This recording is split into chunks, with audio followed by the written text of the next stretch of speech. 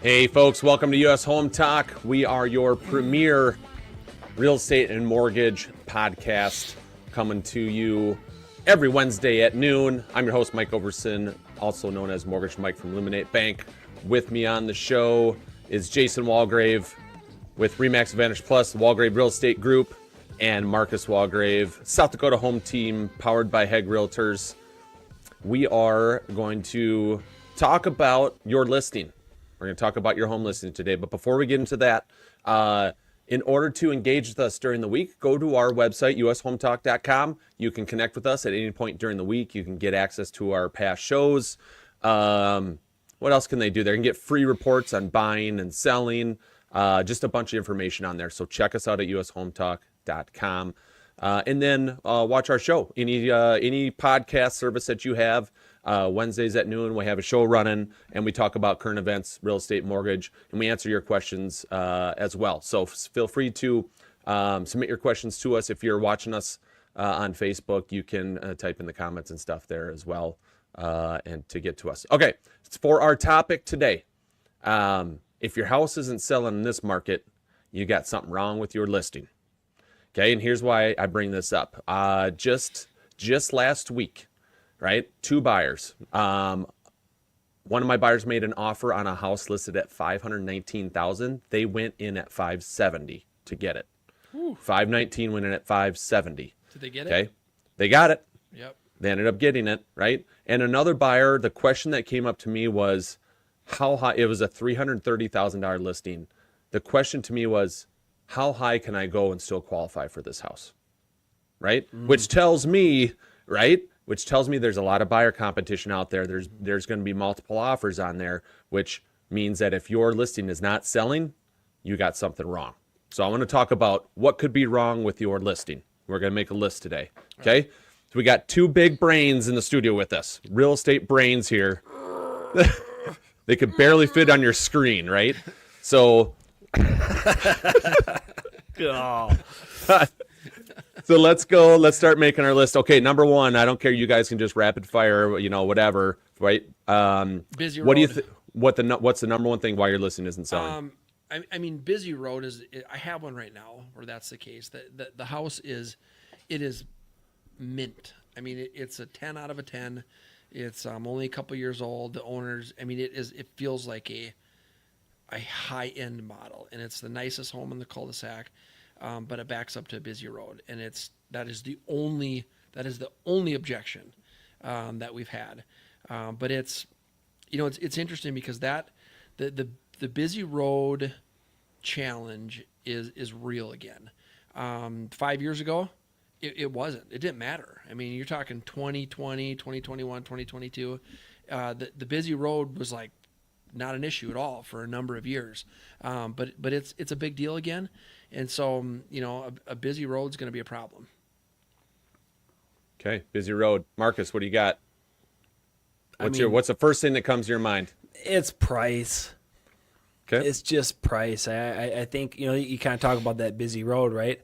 And when you have such a beautiful home, it's tough because you find the comps for it. And you might just be 3 lots, not like 3 blocks, but like 3 lots away from that, backing up to that busy road, and that home may sell 10% higher, and that's just a hard pill to swallow. When you're in that position of a homeowner, and that there's these bidding wars, like you talked, Mike, 520 that got a 570 offer plus 50 grand, almost 10% over list price. A 330 buyer saying, how high can I go to still qualify for a home loan? Those stories are being told, and they're being told in our market in the Sioux Falls. Anything at less than 700, it's a seller's market. And so, when you're in that, but it's easy to be, even in a seller's market, right, Jason? In a seller's market, if you just have it overpriced by 5%, that can be enough to where it's not that it's not going to sell. Right. It's just like, people say, you know what, let's look for another week or two. Right. They're probably going to come back to your home in 30 days and still buy your home because you got the best home for the best price out there. But the buyer's just like, let's just look for a little bit longer. So, price is a bugger right now. Yeah, I think you're right, Marcus. I think the number one is going to be price, and then price, and then well, why is the price too high? And then you look at, okay, well, in this case, it's the road, or in this case, it's, you got a neighbor that looks like they, are running a salvage yard, and I mean, there's things like that, right? And so, but ultimately, every home will sell at the right price. Period. It will. Every single house in the United States will sell at the right price, and so, but that gets tough, and especially if it's your house, right? I mean, that's a tough one to accept. Sometimes. In some cases, it's not doable. Yes, I mean, correct. there's so many factors out there that's out there, and on how what price you choose to list your home at and ask. And so, it's not like it's definitely not a dig for anybody out there who maybe be overpriced. Sure. It just might just be the position that they're in, and hopefully they're able to still achieve their goals. All right, I got another one for you, Mike. You got a thought? Okay. Well, I was going to say, so my side question to price was, how many showings do you need to go through before you should have an offer on the house?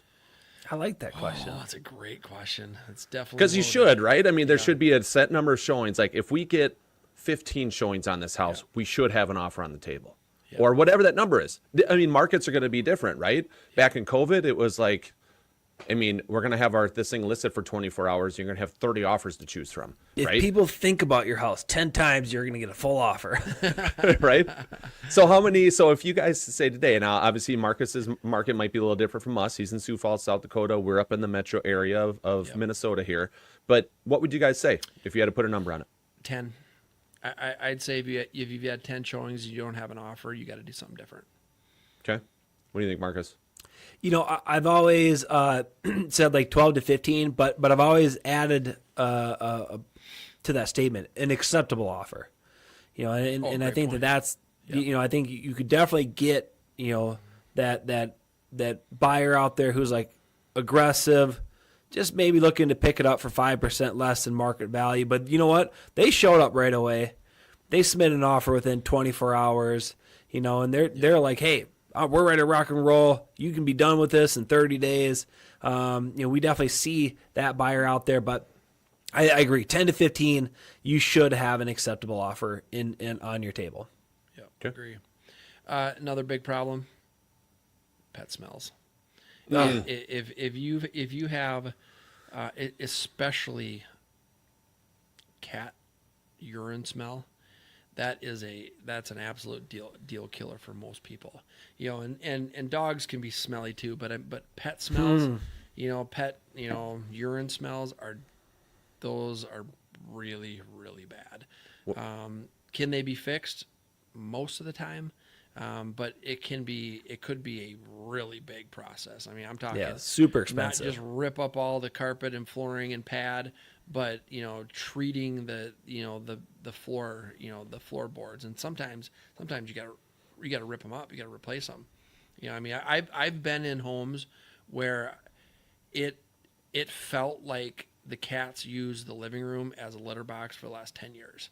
Like, I know it's soaked all the way through the subfloor. Just and that one is that one, and then I'm gonna throw in another one: cigarette smoke. I was just gonna say that's like the pet thing is like you're gonna run into it if you're a buyer out there and you're house hunting. You're going into a house that's gonna have a pet smell, almost guaranteed, especially in the Midwest. I mean, I'm sure throughout the whole U.S., but like I can't remember last time I went through a home where I smelled smoke in the house. Garage, sure. Yep. But it's been a while since I've been in a house where there was a house smoker. I was in one yesterday, and he answered the door with a Marlboro light in. And it was a Marlboro red. Don't doubt. He was not smoking lights. It was all white. and I'm like, he didn't have it lit, so I appreciated that. But he was. And he wasn't smoking in the house. He was smoking in the garage. But he had the garage door open from the garage to the house. And I'm like, okay, Now, thankfully, he's having the whole thing painted, walls, ceilings, and all new carpet, and so it's going to be fine. But I've also been in homes where, pretty certain they smoked like 2 packs a day for 40 years in the house, with all the windows closed, and you can go up to the window and go, and it's just tar, yellow tar. And you can roll yellow down. tar. Interesting. Yeah. That one is very difficult to fix. I mean, you're really the only way to do it. You got to rip out the flooring, you got to rip out the doors, the trim, the cabinets, and then you got to kills everything, floors, walls, ceilings, everything, and you got to put it all back together. I mean, you can do it, but it's expensive. Or you sell it to Burn a it. smoker. Or you sell it to a smoker. Mike, no, you don't burn the house, Mike. Oh, you don't burn it It's down? not a Oh. cigarette. Oh. I don't know. Yeah. That sounds to me like it might be easier to just like accidentally have one of your lit cigarettes turn the house on fire and burn it Oops. down and get it Oh. rebuilt. Oh well, what happened? It seems. And how that- about go ahead. go ahead. And that's a tough one, right? I mean, it's their house. They do whatever they want in their house. And so it's like you don't want to be too critical about it, but it's like you got to bring it up because it's a real thing. And most buyers, even buyers that smoke, don't want their house to smell like smoke, right? And so that one can be a big challenge. How about weed smoke? You run into that much? Do you run into it? You guys do all these showings. You guys. Not really? Not really. I mean, Okay. honestly, I smell more weed when I'm at the stoplight and there's some guy in front of me. Serious. It's every day. My kids know what it smells like. It's 'cause hemp. It's not weed. Yeah, it's hemp, right? And so they would be like, oh, what's that smell? And I used to say, oh, it's just a skunk, who must have ran over. And then they're old enough now. I'm like, guys, that's what weed smells like. That's that's what marijuana. But now they know. And so we're driving around. Yep, looks like that guy's smoking weed, Dad. So I don't think marijuana scent is as bad as cigarette. I think it's easier to get rid of it. But the cigarette smoke that's brutal to fix. Well, I think, like you said, though, Jason, I mean, we all know this story, right? The 2-pack-a-day smoker. Mm-hmm. And I think that's probably what you're seeing the difference between the two. Mm-hmm. One individual is going through, I mean, what's there, 20 cigarettes in a pack or something, like 40 cigarettes, throughout in one day. Yeah. And it's like, man, if somebody's smoking 40 joints in one day, like, whoa, I'm sure that house would smell like They're not some leaving the marijuana. house. yeah. So maybe that's the difference on why one is. But I mean, it's like you go to an old bowling alley that has banned smoking for 20 years. You leave that bowling alley and you smell like smoke. Yeah. Yeah. Still. Yeah. So it's a weird, it's in the vents kind of a deal. White ceiling tiles are yellow. Yep. How about cooking smells? Oh yeah, cooking smells are. I mean, yes. Pro or con? Cookies? Well, that's a great thumbs point. up. I think strong smells, Cajun smells, Indian spice, Indian food and some Asian cuisines. Those can Or even be that really strong. pork roast. Pork roast, or Yeah, that's a real lot of people like to strong- blacken their steaks and stuff, and those things are any real strong cooking smells are not good. They're not good, and and sometimes those are almost as hard to get out as cigarette smoke, depending on how often they cook and what type of spices they're using. But yeah, that's another great one, Mike. That's a challenge. You guys see that very often though? Not as much. I mean, because anymore. usually cooking smells, I mean, if you're going to cook it, yeah, it might last for a few hours in there, but Yeah. you know what I mean? Like Not it very often. seems to like it doesn't like hang around like a cigarette type Right. of smoke would hang around. Yeah. I would say it's a cultural thing. The individuals who do make big flavored meals, they're likely making every meal at home. Right. Every meal is so there's cooking happening continuously throughout the day. Yeah.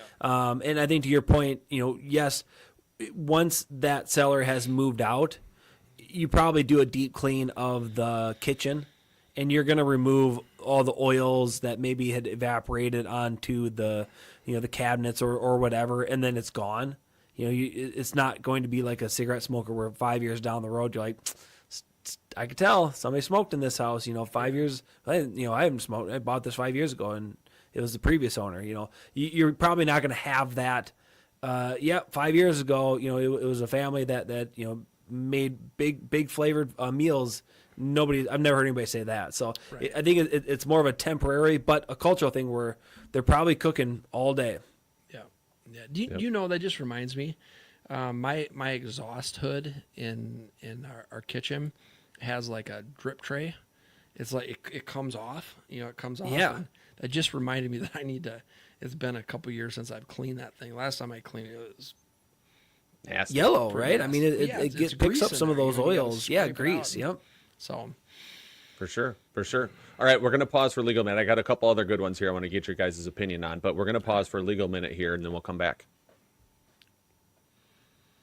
This is Jeff O'Brien, attorney with Hush Blackwell, with the U.S. Home Talk Legal Minute. Minnesota law goes a long way to protect a person's interest in his or her home. One of these protections is the homestead exemption from judgments. This law presently provides that up to $390,000 of equity in a home is exempt from any judgment creditor. How does this work? Let's say you are sued and the other party gets a judgment against you for $300,000. If you own a home worth $590,000 and have a mortgage of $200,000, your entire equity is exempt from collection. In addition, if you're a married couple and own your home as joint tenants, a 2004 Minnesota Supreme Court case holds that the joint tenancy cannot be severed in order to satisfy a judgment against only one of the joint tenants. These exemptions are very important for business people who often have high-value homes with significant equity and are concerned about protecting their home against business liabilities and personal guarantees. This is Jeff O'Brien, attorney with Hush Blackwell, with the U.S. Home Talk Legal Minute.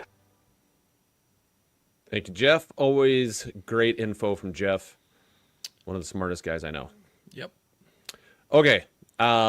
This is an interesting one. I want to get your guys' feedback on this. Okay. Seller is present during showings. Not good. Not good. Have you guys seen this lately? Yeah. You have? I mean, it's. I just had one where my clients bought a house. Well, the one that Clovis and his wife bought. They were present during the showing. They were present during the inspection. They were present during the final walkthrough. And I can tell you that it irritated the crap out of my buyers that they were there. Yeah. And it created more hostility for things that probably wouldn't have been a big deal if they weren't there. But it was just, so yeah, that's a terrible idea. Now the exception would be you get the deal done and you get through inspection, you're moving towards closing, and the seller says, hey, I'm willing to be here for the final walkthrough just to show the buyer all these mechanicals and sprinkler and, and whatever. And so that I think is super helpful, but not during the showing or during the open house or the walkthrough or the inspection. It's not helpful. I've never seen that be helpful. Marcus? No, I haven't seen like an uptick of sellers hanging around. Thank goodness. Yeah, right. And I don't see any value in it. I understand like the Midwest nice, and a seller saying, hey, I just want. There's a lot of little things. If I just tell them, they're gonna be able to learn quicker. And it's like I get that. If they insist in being there, sure. It's like throw it down on a Word doc.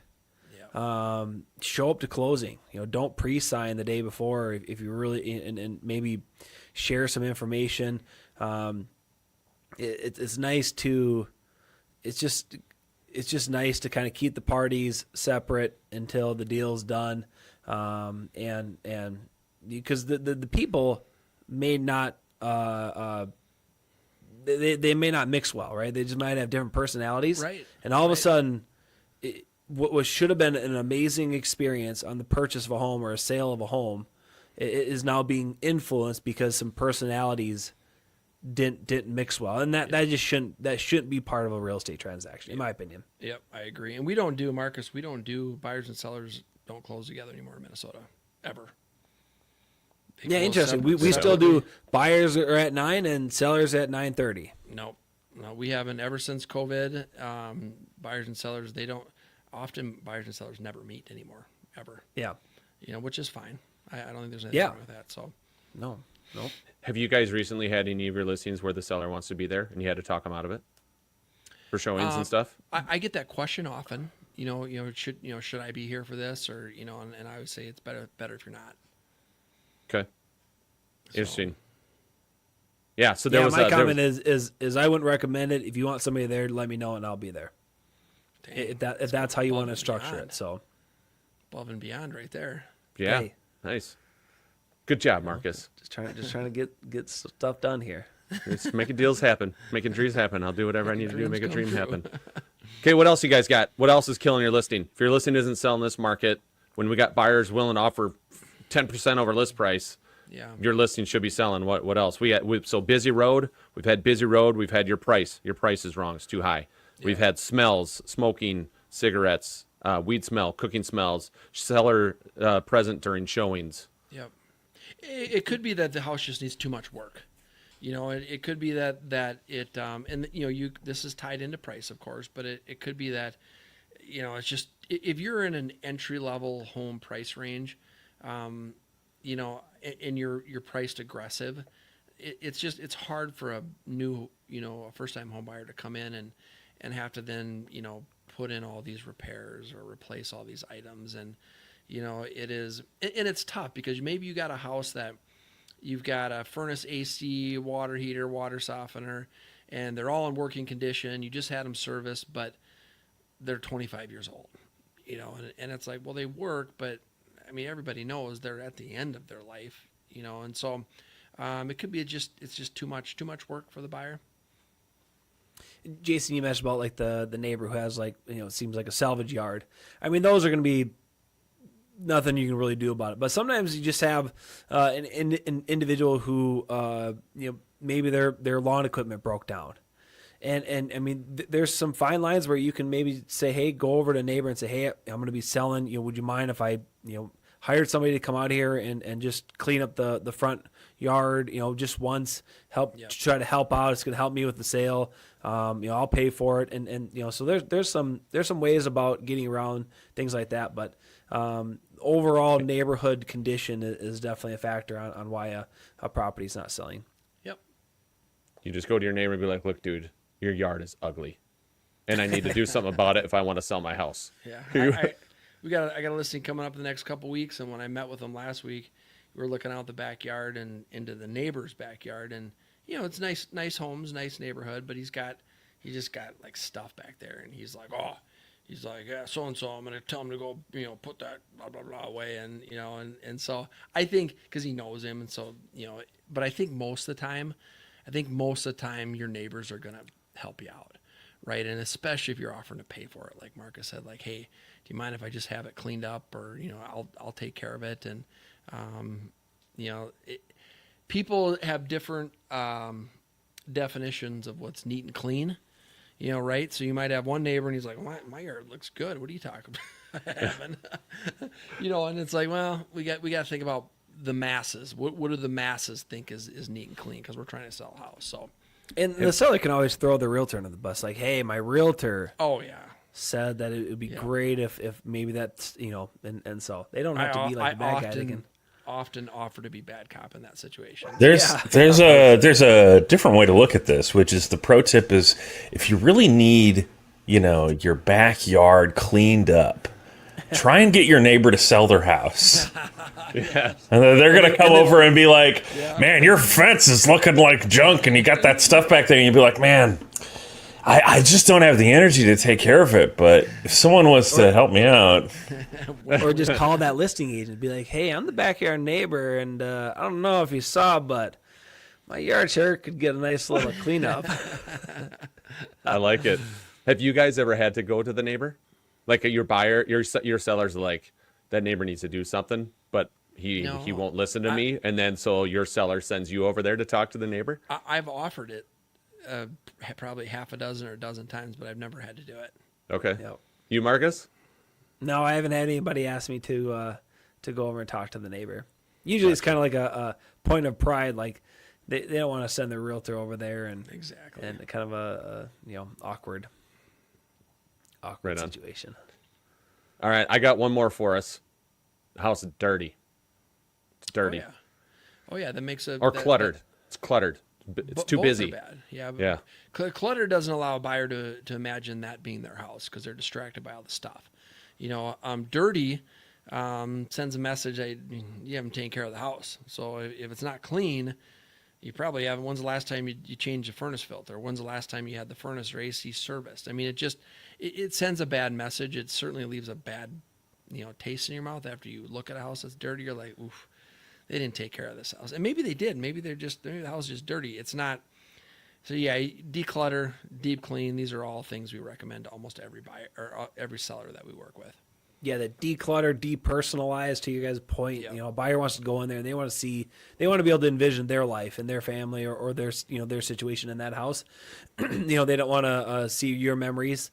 Nothing against that, but you definitely want to declutter, depersonalize, and first impressions totally exist in real estate. Mm-hmm. If you pull up to the house and half of the sidewalk is grown with grass, weeds coming out of the driveway, right there they're gonna be like, I wonder what's gonna look like inside. Not in a positive thought process, but most likely a negative, and so they're gonna go in there and they're gonna be a little bit more judgmental. So taking care of that front elevation, first impression, whether it's like you said, Mike, being dirty, or if it's landscaping, do clean up the shrubs and do some of the trimming and edging and get that first impression, knock it out of the park.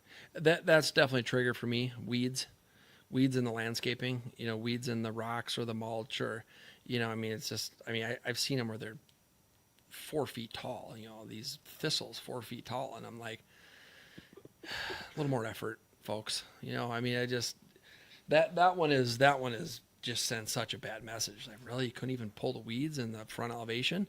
So it's just look. It's work to sell your house, right? It's work for the seller. It's work for the agent and the team. Sellers and agents, you're a team getting this thing done together. It's supposed to be work. Just embrace it.